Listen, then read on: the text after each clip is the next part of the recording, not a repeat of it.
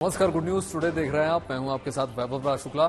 अच्छी और सच्ची खबरों की शुरुआत करते हैं और सबसे पहले हम बात करते हैं उस अच्छी खबर की जो दिल्ली और मेरठ के लोगों के लिए निकलकर सामने आई है। प्रधानमंत्री मोदी ने नमो भारत ट्रेन को हरी झंडी दिखाई और दिल्ली के न्यू अशोकनगर स्टेशन से साहिबाबाद के बीच नमो भारत रेल कॉरिडोर का उद्घाटन कर दिया।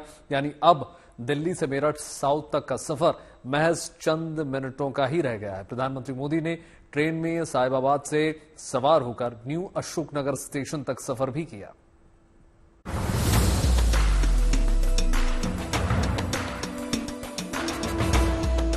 लग्जरी जर्नी, सुपर स्पीड और किराया सिर्फ 150 रुपए। अब दिल्ली से मेरठ की दूरी नहीं, महज 40 मिनट में पूरा होगा दिल्ली से मेरठ तक का सफर। दिल्ली के न्यू अशोकनगर स्टेशन से साहिबाबाद के बीच नमो भारत रेल कॉरिडोर का उद्घाटन पीएम नरेंद्र मोदी ने किया। यानी अब दिल्ली से मेरठ साउथ तक का सफर महज चंद मिनटों का ही रह गया है। पीएम मोदी ने नमो भारत ट्रेन को हरी झंडी दिखाई और ट्रेन में साहिबाबाद से सवार होकर न्यू अशोकनगर स्टेशन पहुंचे। अब तक साहिबाबाद और मेरठ साउथ के बीच 42 किलोमीटर लंबे सेक्शन पर नमो भारत चल रही थी, लेकिन अब नमो भारत कॉरिडोर के 55 किलोमीटर लंबे खंड पर हाई स्पीड ट्रेन चलने लगेगी। इस खंड में कुल 11 स्टेशन होंगे। नमो भारत दोनों ओर से हर 15 मिनट के अंतराल पर चलेगी। साहिबाबाद और मेरठ साउथ के बीच चलने वाली इस रैपिड रेल के उद्घाटन के मौके पर पीएम मोदी ने टिकट विंडो से क्यूआर कोड स्कैन पर टोकन की राशि का भुगतान किया और ट्रेन में सफर किया। पीएम ट्रेन के अंदर मौजूद छात्रों और बच्चों से भी मिले, उनके साथ अपना सफर पूरा किया और इस दौरान बच्चों ने उन्हें अलग अलग पेंटिंग्स भी भेंट की। रैपिड रेल के इस सेक्शन के शुरू होने से मेरठ शहर अब नमो भारत के माध्यम से राष्ट्रीय राजधानी दिल्ली से सीधे जुड़ गया है। इससे यात्रा में लगने वाला समय अब घटकर 1/3 कम हो गया, जिससे यात्री न्यू अशोकनगर से मेरठ साउथ तक सिर्फ 40 मिनट में यात्रा कर पाएंगे। ये तो सिर्फ एक आगाज है, क्योंकि कॉरिडोर के बाकी बचे हुए सेक्शन यानी न्यू अशोकनगर, सराय काले खां और मेरठ साउथ मोदीपुर में निर्माण कार्य तेजी से चल रहा है और उम्मीद की जा रही है कि ये काम भी जल्द ही पूरा हो जाएगा। यानी वो दिन अब दूर नहीं जब मेरठ से दिल्ली की दूरी महज चंद मिनटों की ही रह जाएगी। Bureau report, news today.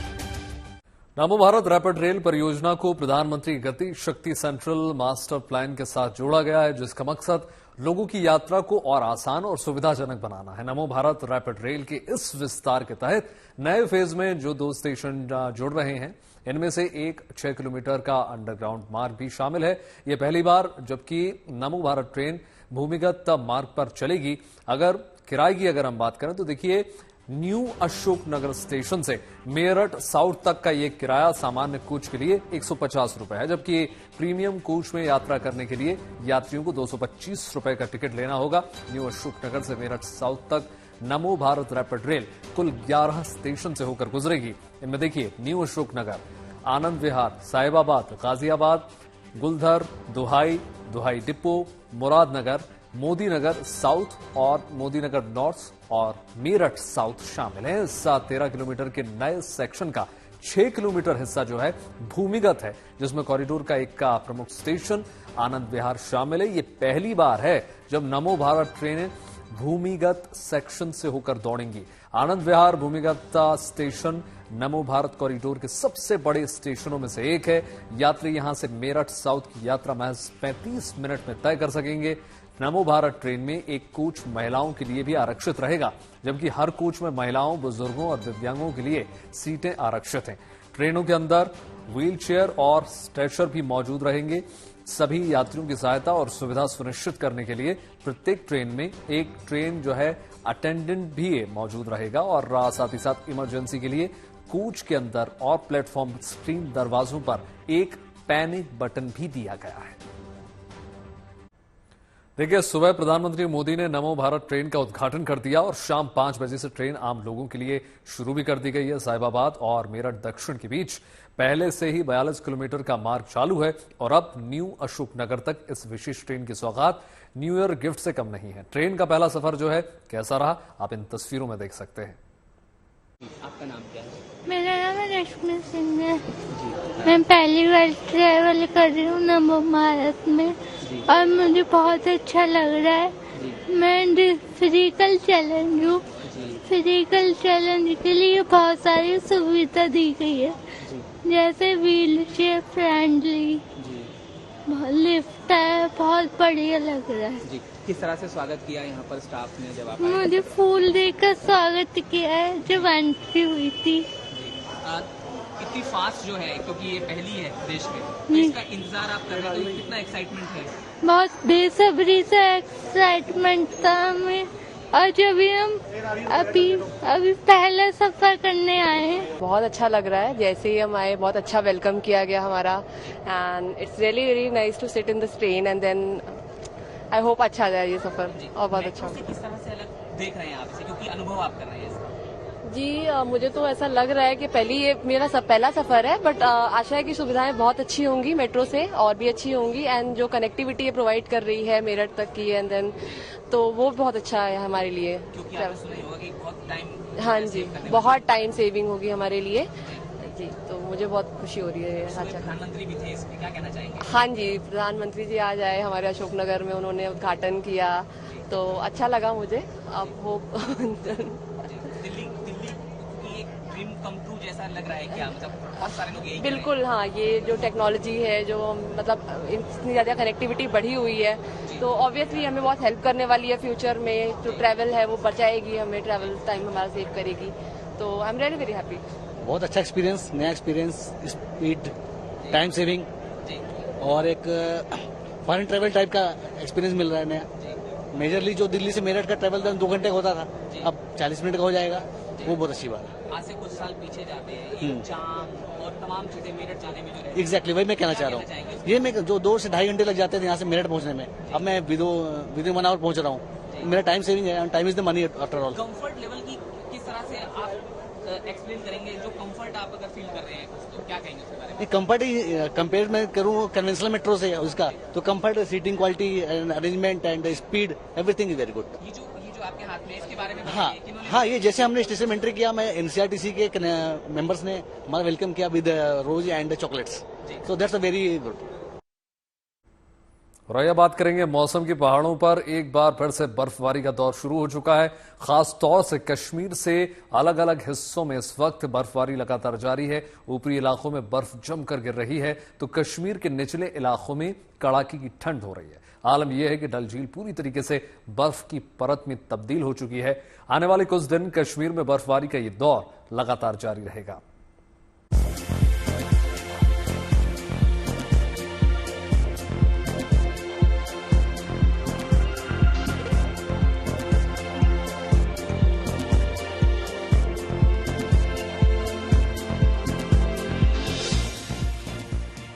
Kashmir की वादी में कुदरत ने जो तस्वीर बनाई है, उसकी एक झलक भर ये तस्वीर है।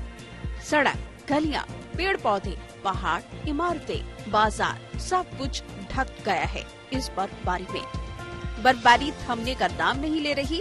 हालात ऐसे हैं कि सड़कों पर बर्फ की मोटी परत बिछ गई है। सबसे पहले कश्मीर के श्रीनगर की तस्वीरें जरा देखिए, जहां ठंड का आलम ये है कि डल झील भी पूरी तरह जम चुकी है। श्रीनगर में भले ही बर्फबारी का दौर फिलहाल थम गया हो, लेकिन ठंड इतनी प्रचंड है कि सब कुछ जमा सा लगता है। रविवार सुबह से ही कश्मीर में बर्फीली हवाएं चल रही है और यहां हजारों की तादाद में पर्यटक आप पहुंचे हैं, जिन्हें कश्मीर में इस बर्फबारी का इंतजार है। हम इस वक्त डल के किनारे पर हैं। आप देख सकते हैं डल झील पूरी जमी हुई है। ये देख सकते हैं आप कि किस तरह से ये झील जो है पिछले कई दिनों से लगातार कड़ाके की ठंड के चलते और बर्फीली हवाओं के चलते जो है अब जम चुकी है, और यूं ही बर्फबारी शुरू होगी तो इस झील की तस्वीर और सूरत ही कुछ अलग होगी।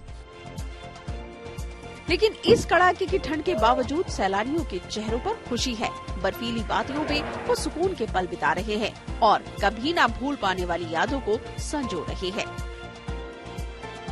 इंतजार करें बर्फबारी का, या देखने को मिली बर्फबारी पिछले 4 दिन से आए हुए हैं कश्मीर में, सब जगह गए, गुलमर्ग हर जगह, लेकिन कहीं भी अभी तक नहीं मिला। आज जाना था वापस, फ्लाइट कैंसिल हो गई है, तो आज उम्मीद है, तो कह रहे हो जाएगा, तो उम्मीद है आज देखने को मिल सकता है बर्फबारी। ठंड तो बहुत हो रही है लेकिन दिक्कत कोई नहीं हुई, एंजॉय कर रहे हैं। और मैं सबसे यही कहना चाहूंगी कि एक बार अगर घूमना है तो कश्मीर का एंजॉय जरूर करिए। यहाँ जन्नत है, जन्नत कश्मीर। आज मतलब ये मजा आ गया। फ्लाइट अगर हमारी कैंसिल नहीं होती तो हम लोग यहाँ नहीं आते हैं। आज फ्लाइट कैंसिल हुई है तो आज हम लोग यहाँ डल पे आए हैं। 2-3 जगह गुलमर्ग भी घूमा, बस वेट कर रहे हैं कि बस बर्फबारी हो जाए। एक वो रह गई ख्वाहिश, वो भी पूरी हो जाए। श्रीनगर में भले ही बर्फबारी का दौर थमा हो, लेकिन कश्मीर के दूसरे इलाकों में कुदरत अलग ही रंगत दिखा रही है। आपको गुलमर्ग की तस्वीर दिखाते हैं, जहां हर तरफ सफेद बर्फ की चादर है।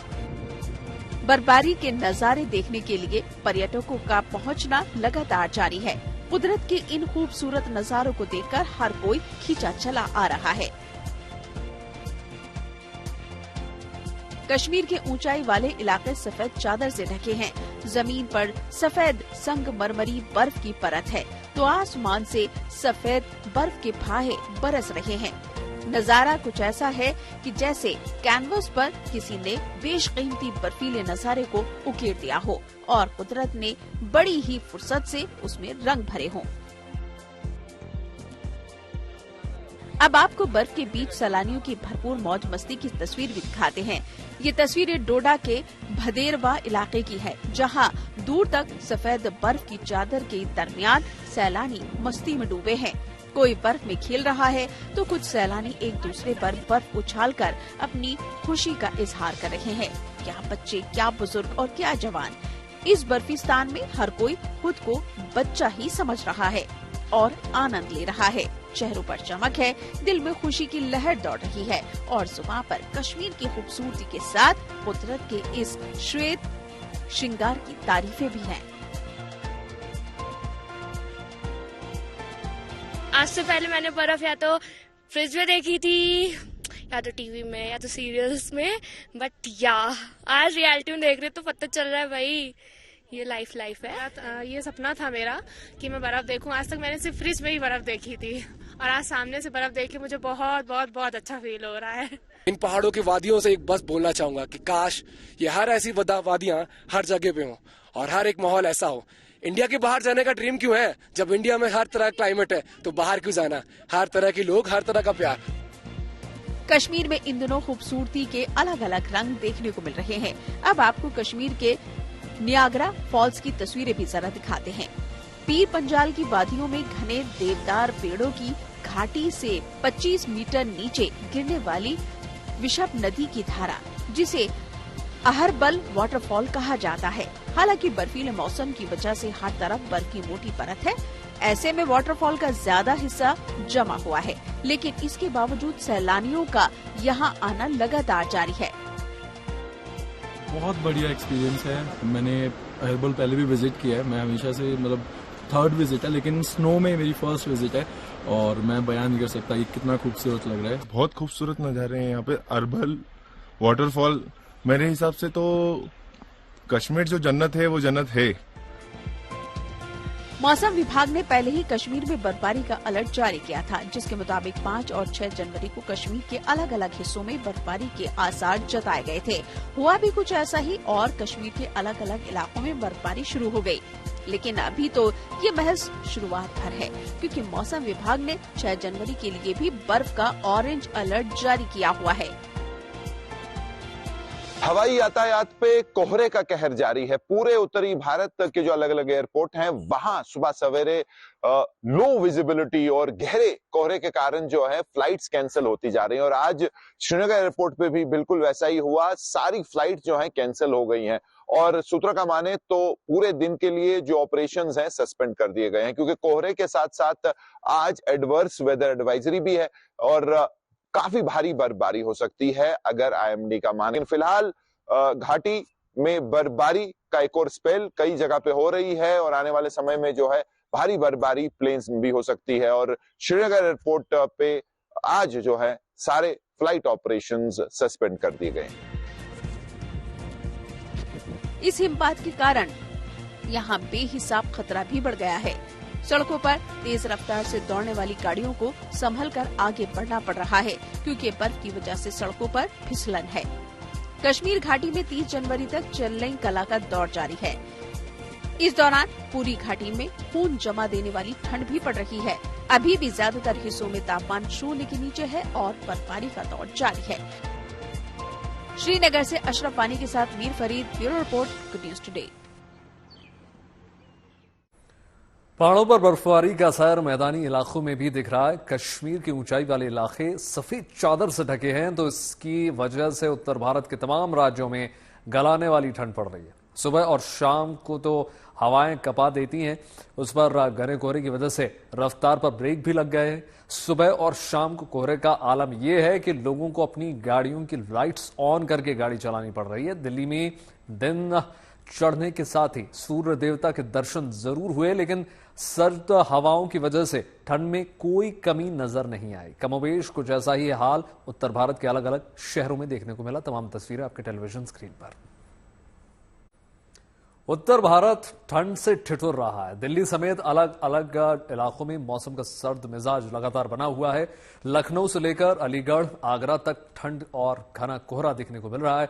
कुछ ऐसा ही हाल जो है अमृतसर और चंडीगढ़ में भी देखने को मिल रहा है। लेकिन मौसम का ये मिजाज अभी बना रहेगा, क्योंकि एक और वेस्टर्न डिस्टर्बेंस मौसम में सर्दी बढ़ाने की तैयारी में है।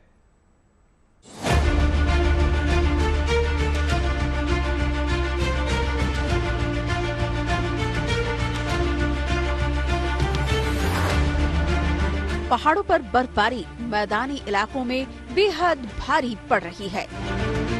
जब जब बर्फबारी होती है, उत्तर भारत के राज्य कांपने लगते हैं और यही दौर अभी जारी है।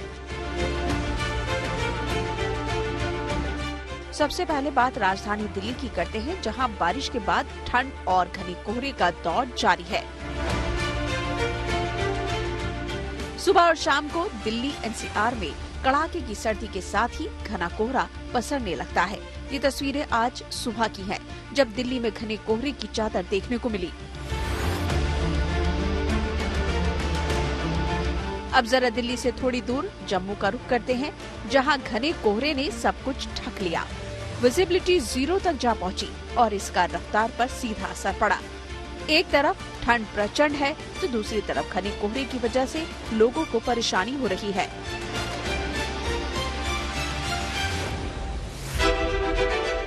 अमृतसर का हाल भी देखिए। ये सुबह करीब 9 बजे की तस्वीर है। घने कोहरे ने डेरा डाला हुआ है। कोहरे की मोटी परत की वजह से ही यहाँ विजिबिलिटी काफी घट चुकी है। इसके साथ साथ ठिठुरन भी जबरदस्त है।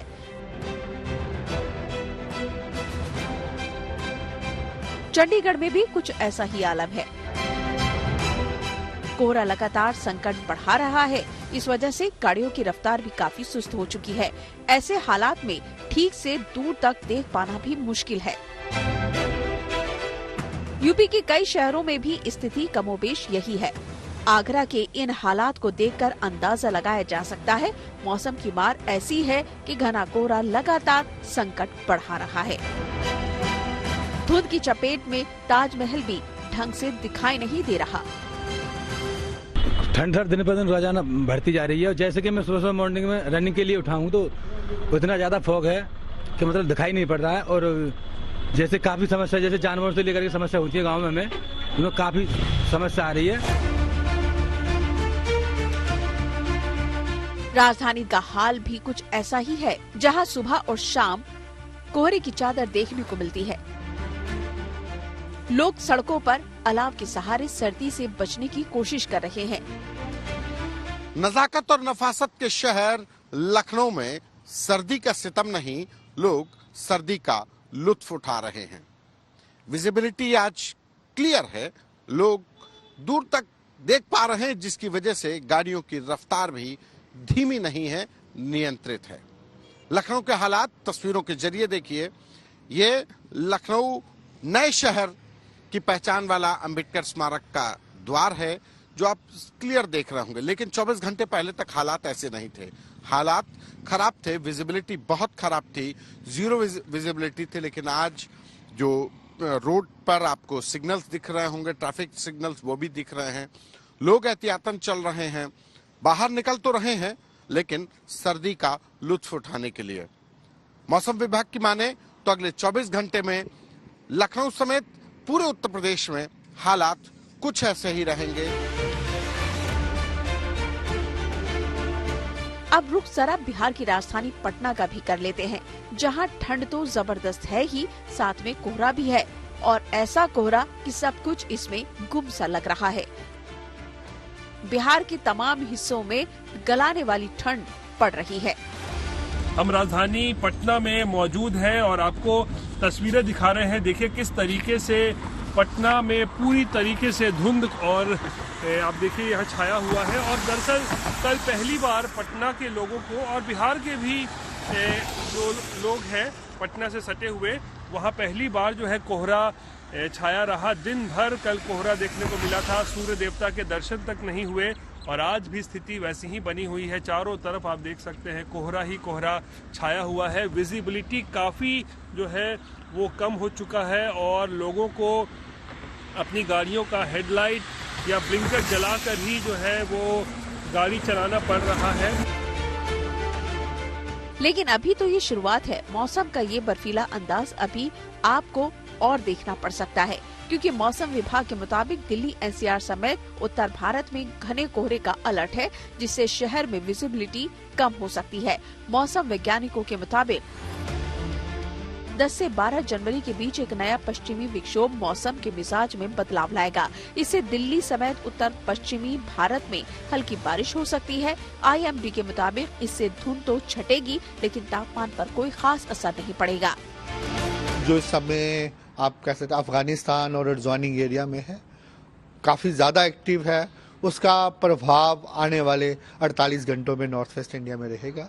हमारा अनुमान ये है कि उसके प्रभाव से आज जम्मू कश्मीर में मॉडरेट टू हैवी स्नोफॉल हो सकता है, और अगर आप हिमाचल प्रदेश की बात करें वहाँ भी मॉडरेट टू हैवी आज और कल रहने का अनुमान है। कुल मिलाकर मौसम का ये मिजाज अभी जारी रहने वाला है। पहाड़ों पर एक बार फिर जबरदस्त बर्फबारी के आसार हैं, तो मैदानी इलाकों में सर्द हवाएं शीतलहर में बदल चुकी है। यानी नए साल में मौसम फिलहाल सर्द और ठंडा ही रहने वाला है। लखनऊ से संतोष कुमार, पटना से रोहित कुमार और जम्मू से सुनील जी भट्ट के साथ bureau report, good news today. Sangam नगरी प्रयागराज में साधु संतों का आगमन शुरू हो चुका है। इसी कड़ी में मठ मागंबरी गद्दी से निरंजनी अखाड़े का छावनी जो है प्रदेश शाह बड़ी धूमधाम के साथ महाकुंभ में हुआ।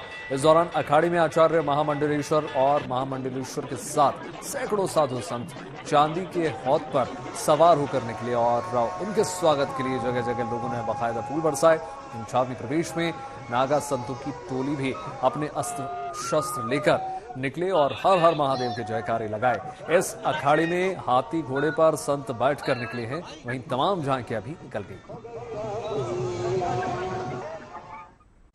फिलहाल इस खास कार्यक्रम में इतना ही। देश और दुनिया की तमाम पॉजिटिव खबरों के लिए जुड़े रहिए गुड न्यूज टुडे के साथ। नमस्कार।